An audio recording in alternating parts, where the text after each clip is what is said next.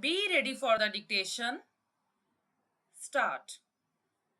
Pursuant to the aforesaid order, the respondent has filed an additional counter affidavit in which he has emphasized the desirability of remanding the matter back to the disciplinary authority for redetermination of the matter. He has emphasized that failure to supply the inquiry report to the delinquent deprives him of making a proper representation to the disciplinary authority before that authority arrives at its own findings with regard to the guilt or otherwise of an employee. This admittedly not having been done, clearly the respondent was prejudiced in submitting his defense. Even if this court concludes not to remand the matter back to the disciplinary authority, at least it has to be remanded back to the High Court.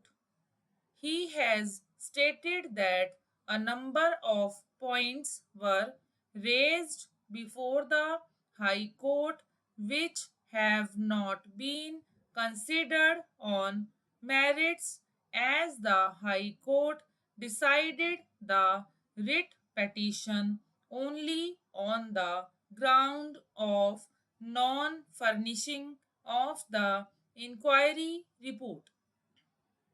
Since the inquiry officer and the disciplinary authority had concluded that some of the charges have been partially proved and others completely proved, it was necessary to supply the findings of the inquiry reports.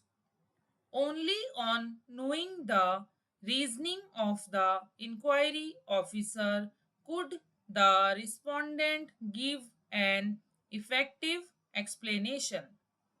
It is further pointed out that with regard to the charges relating to Maharajganj, the entire amount has been recovered.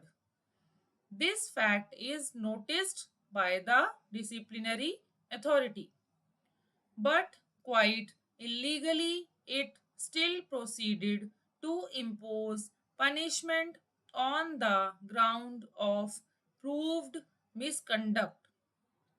Since the disciplinary authority arrived at the decision on the basis of charges which were partially completely proved, it was not possible to defend during personal hearings. According to the respondent, this was stated by him at the personal hearing, but it was ignored. In fact, the disciplinary authority was adamant to punish the respondent. All these issues could have been highlighted if the High Court had decided the writ petition on merits.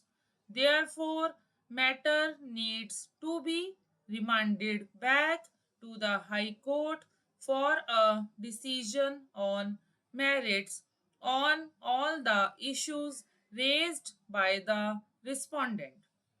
In our opinion, the aforesaid grievances of the respondent are without any factual basis. The petitioner has placed on the record of this court the translated copy of the charge sheet reply of the respondent to the charge sheet. Stop.